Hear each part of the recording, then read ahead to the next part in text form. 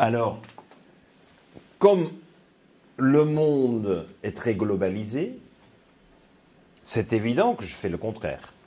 Ah oui, parce que si moi je souhaite monter des entreprises qui sont globalisées, je n'ai aucune chance. Alors il faut penser David. Il faut penser succès. Il faut penser périphérie.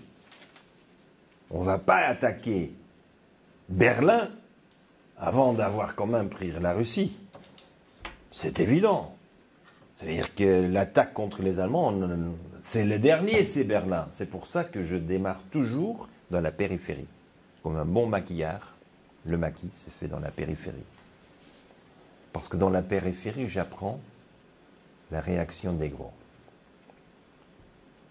Et ça fonctionne très bien. Cas concret. Shale gas. Vous connaissez le gaz de schiste. Le gaz de schiste est en train de reprendre le marché mondial du gaz naturel. Les Américains ont un coût de revient qui se compare avec le baril de 46-48 dollars le baril. Le pétrole aujourd'hui est à combien? Vous ne suivez pas? 64, 65. C'est-à-dire qu'ils font de l'argent. Et pas mal. Ils ont tout intérêt que l'OPEC ait un accord. C'est-à-dire que les Américains adorent que l'OPEC fait un accord afin que les prix montent, parce que pour eux, c'est cash.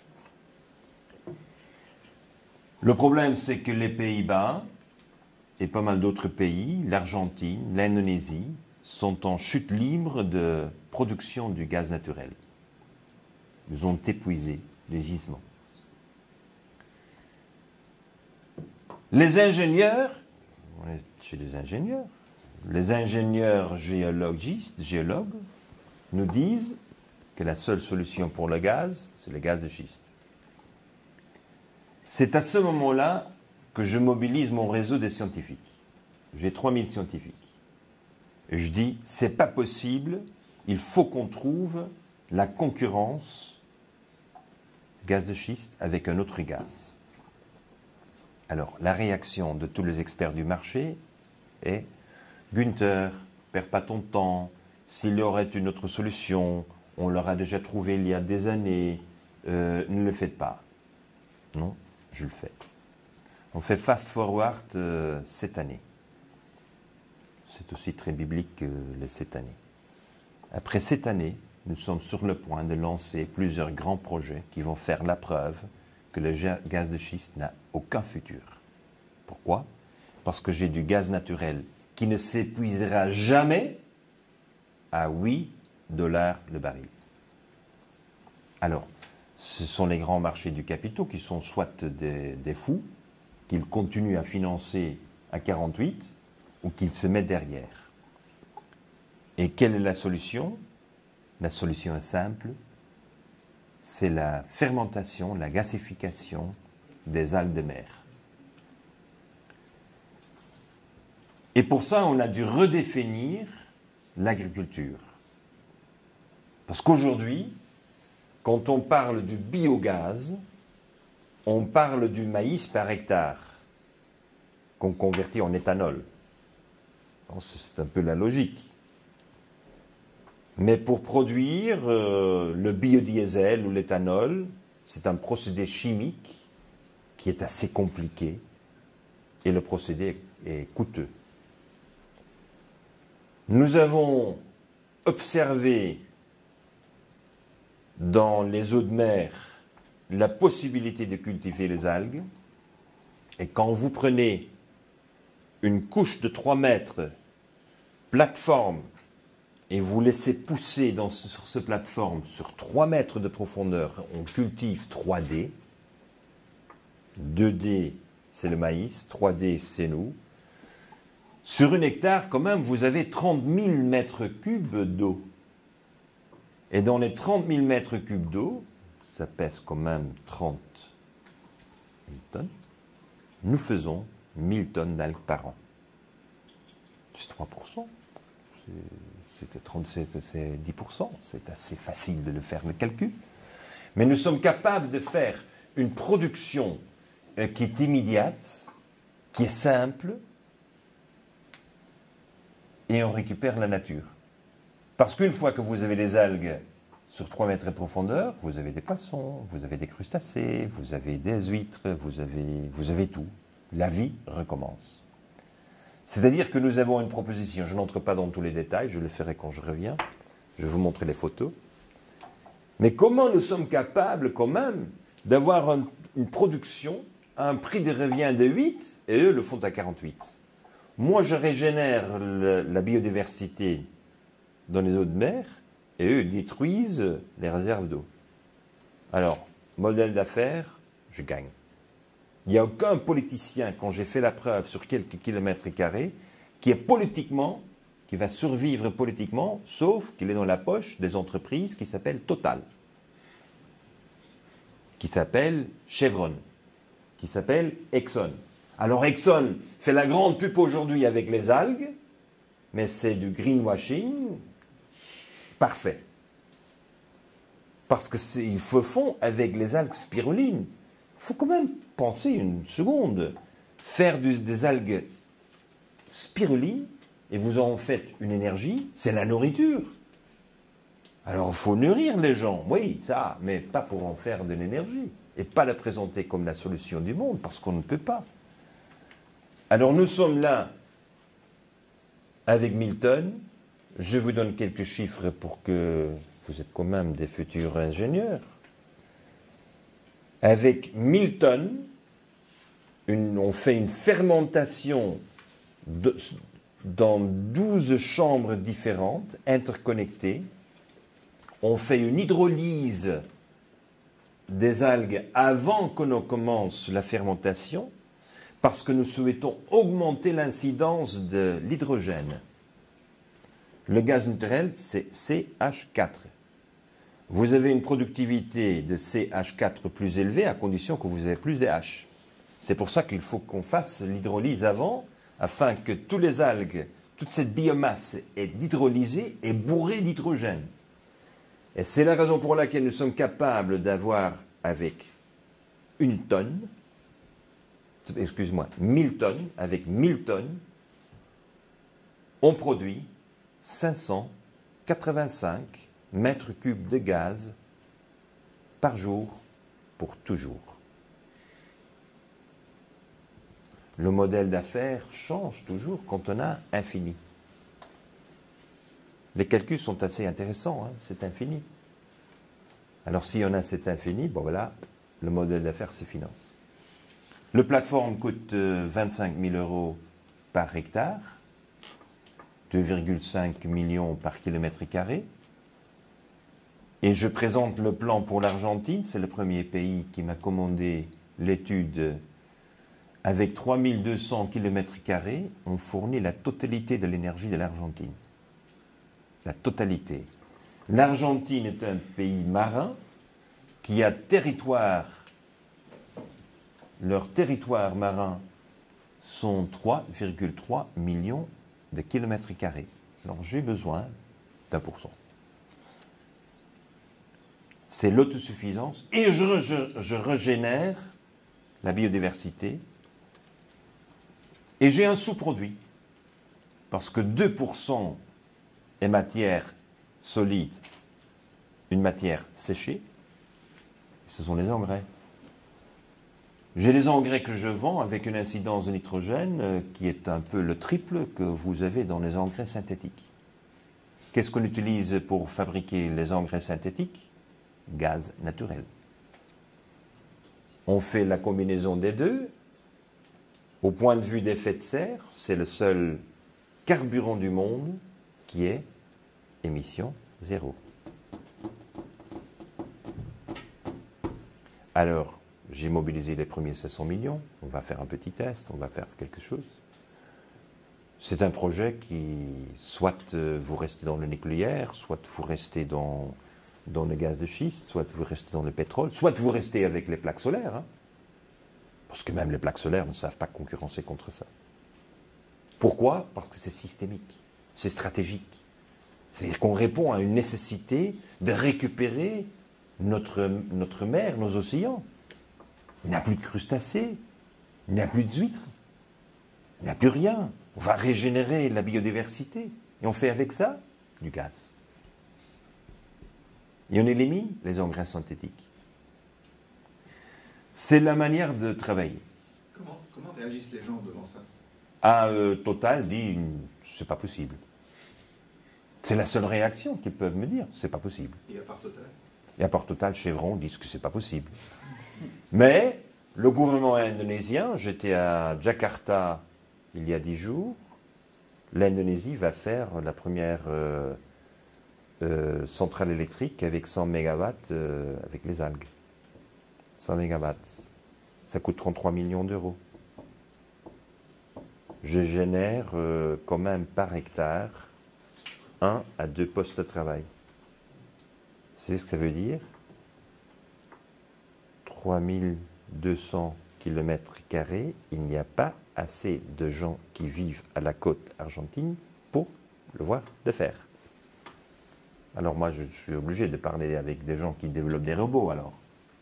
On va développer des robots parce qu'il n'y a pas assez de gens. On ne va pas passer par l'erreur du téléphone où on était obligé de téléphoner pour se connecter. On va dire, mais voilà, on va là. En Indonésie, ils disent non, non, pas de robot. On va faire le boulot. On va maintenir notre rêve du plein emploi. C'est un projet. Nous sommes tout au début, après 7 ans. On a les premières plateformes équipées en Afrique du Sud, en Argentine et en Indonésie. Je n'ai pas encore un permis pour le faire ni en Belgique, ni aux Pays-Bas, ni en France, mais bon voilà, d'ici 10 ans, je crois que les politiciens et les autres vont se mettre d'accord que quand même c'est une bonne idée. L'avantage, c'est qu'on démarre et 9 mois après, on a le gaz. Speed and scale.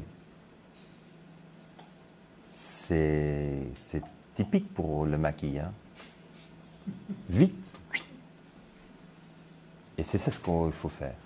C'est-à-dire que moi, j'utilise le symbolisme du maquis parce que c'est très important que tout le monde autour de la table, et je le communique, j'ai des rendez-vous avec ces entreprises, je suis dans des grandes plateformes, je leur dis, c'est ce qu'on va faire. Le problème, c'est qu'ils n'y croient pas. Et c'est mon avantage. Ça me donne une liberté. Alors on travaille avec des gouvernements qui sont prêts de le faire. Si on n'est pas prêt de faire, il n'y a pas de problème. Les algues, je peux les cultiver le monde entier. Hein. Alors on va là, on peut le faire. Et on le laisse faire. Et alors là, le modèle d'affaires, c'est d'impliquer les pêcheurs, par exemple. Les pêcheurs n'ont pas grand avenir, hein, un peu partout.